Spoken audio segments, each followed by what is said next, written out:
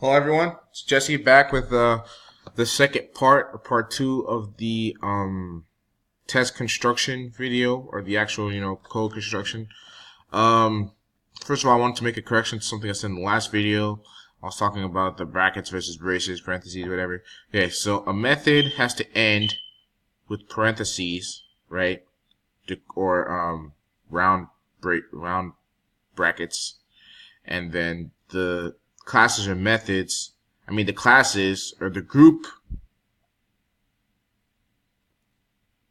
You understand what I'm saying? The group of classes or group of a class has to have the curly brackets or braces. They're called braces. And then the individual smaller methods or methods that you're calling from somewhere else or methods that you're creating or that you're calling have to have the curly or round brackets. The round brackets, aka parentheses. Yes. Okay.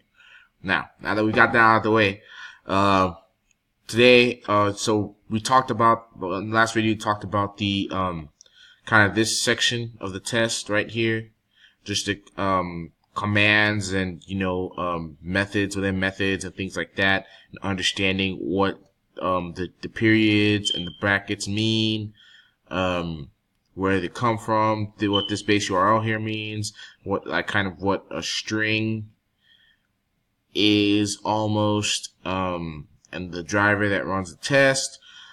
This video would kind of continuing that. Like I said, this is the part 2 video. But before we can continue, there's something we need to talk about, and the thing we need to talk about are HTML tags. So, for those of you who are aware of what HTML is, I think everybody should kind of already know what HTML is coming into the series. If you don't, it's something you really need to look into. There's not much you can do in Selenium without HTML. There's nothing. So, unless you're using the IDE, which isn't really, which doesn't really make sense to use in a work type setting. But anyway, let's just get to what I want to talk about. So, HTML, the language that constructs what a web page looks like, how it looks, and things like that. So we're here. We're testing the church marshal application, which First Layer Soft has gratefully allowed me to use just for the purpose of making these videos. So every web page is constructed with HTML, right? To view the HTML that makes up a web page, you right-click it. You can right-click the page. You can right-click an object on the page or any specific thing. You right-click and you go to Inspect. That's also Control-Shift-I, as you guys could see there. Control-Shift-I shows it right there. But and then you'll be able to see. This works for every browser. It looks different on each browser, but you can basically see, as you can see, as I'm highlighting over the different aspects in the HTML, it kind of shows what part of the HTML that corresponds, what part of the web page corresponds to the parts of the HTML that I'm highlighting. This is very important because of the methods that we need or use to interact with the web page, right?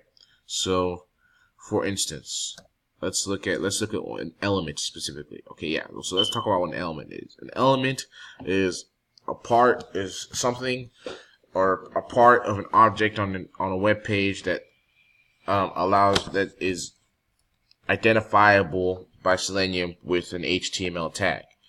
Right? So, for example, we click this outreach here, right click it, go to inspect, and then it shows us the HTML for that specific text right there. So it says ahref, which means that this is a link to outreach.php, which is an extension of dev.churchmarshal.com. You can see it right here. I can't really move the mouse or else it'll go away, but you can see it, http :/dev.churchmarshal.com/outreach.php. So outreach.php is an extension of dev.churchmarshal.com. And to get to it, we click this outreach link, right? And this is the link. This is the link part, and the text that the link says is outreach. It's pretty straightforward to understand exactly what we're talking about here.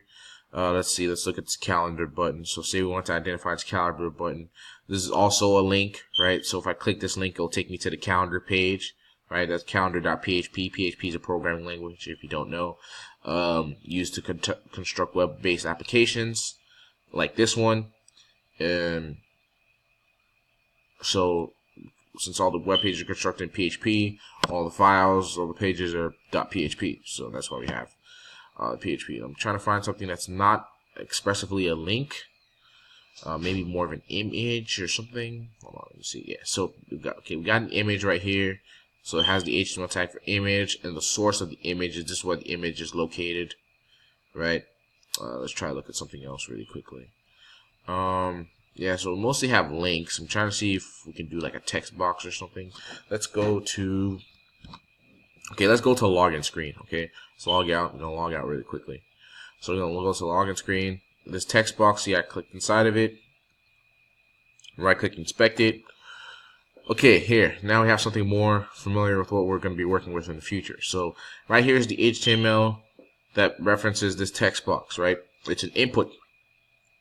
It has an input tag signifying that you input something into this element to interact with it. Max length is 20 it's 20, which means it has a maximum length of 20 characters. The name of the text box is admin username. The value, oh sorry, no, not the value. The ID is admin username, and the type is text, right? So it's a text.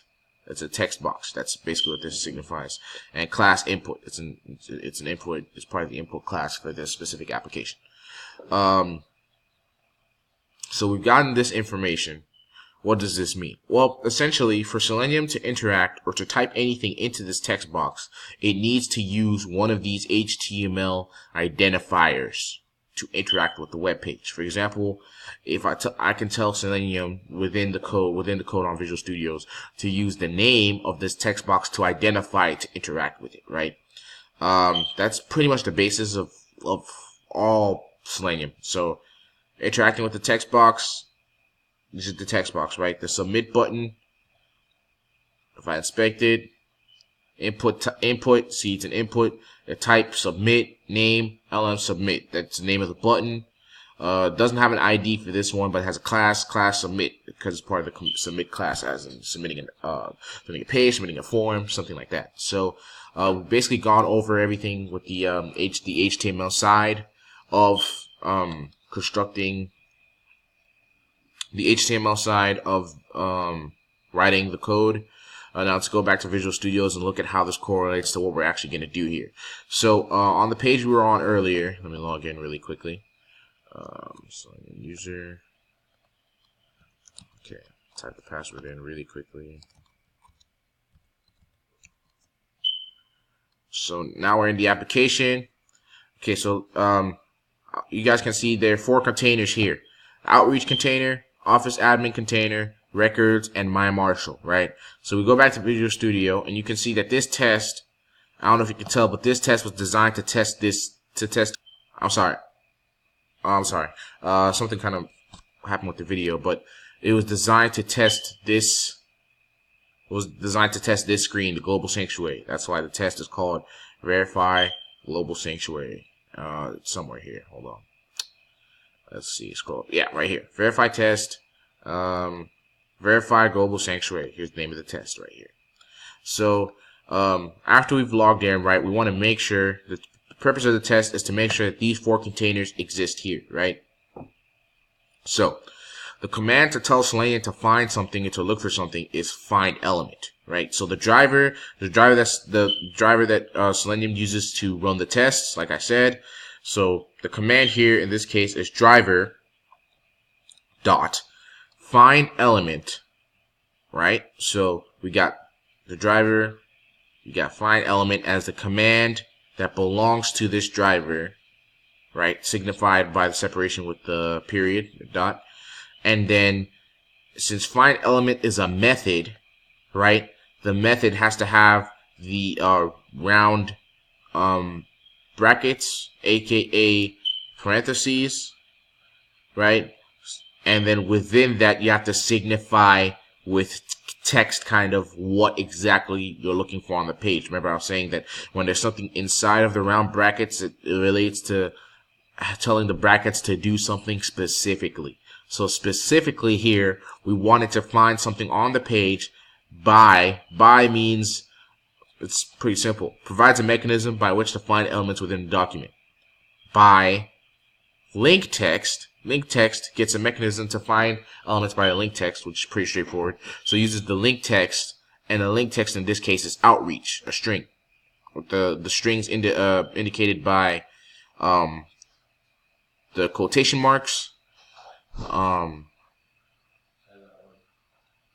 So we've gotten basically through the construction of the code, of what it looks like, what it's going to look like. So let's go back over that again. This is the driver that runs the test. Find element is a method or command that you give to the driver, and since you want it to find something specific within the parentheses that are part of the find element method, you will put specifically what you're looking for. So here we're looking for the outreach link text, because like we were looking at earlier in HTML, if we inspect this, the href signifies that this is a link. So we want to find the link text outreach, the text that we're looking for right here, which I described earlier. So this leads to the page outreach.php, and this is the text that signifies what it is a part of. It's pretty straightforward. There's not much else to talk about specifically with that subject, but everything in Selenium will work with exactly these kinds of principles. So in this case, we're using link text. Let's look at another example where we're using another type of identifier for the element that's not link text, something like ID or name. So let's really quickly, we're going to go over to the helper files, and we're going to go to the UI automation helper methods file. And in this file, right, once you scroll down to login, the login method, right, that I've talked about several times, right. So we have a variable here called username. This is assigning variables, something I talked about earlier. A class contains variables. Variables can be assigned values, right? So this the username is basically equal to values that you get from the configuration file, the app config file. The password is also equal to something related to the app config file, right? Here we're telling the driver to switch to active element. That's something that we'll talk about in another video. But here, right here, so we have the input driver, or the driver in this case, since this is the automation helper methods file is constructed a little differently. So input driver is replaced, is the replacement for driver in this case. We want it to find element by the name of the element, which would be admin username. And earlier we looked at, let me log out really quickly of the application. So hold on, let me scroll up. There it is. So we're gonna log out. We look at this text box. We look at the HTML for it. Right here it says the name is admin username. So this is what Selenium will use to interact with this text box. It doesn't get any simpler than that. That's essentially how Selenium does everything. Let's look at another thing right here. Something also that's really important. So now we found the text box, right? Well, we want to interact with it. We want to type into it. So, like I said, remember I was saying that if you want a subcommand of the command you currently have, after you're done with the command, you want to indicate that you're creating a new command that's part of that command with a period, right? So you have the two brackets here because you've created the first set of parentheses to encompass how you want the method to find it, and then within the method, within the name parameter, you put admin underscore username as a string to identify the HTML tag. But within that method of find element, send keys here will type, which is what we want. And then username, it is equal to the username over here. You can kind of see it highlighted. That's pretty much it for this video. Wanted to talk about that quickly. There'll be another video talking about similar concepts and other things like that. This is Jesse. Hope you guys enjoyed watching this video. Comment, subscribe. If you have any questions, feel free to comment. Take care, guys.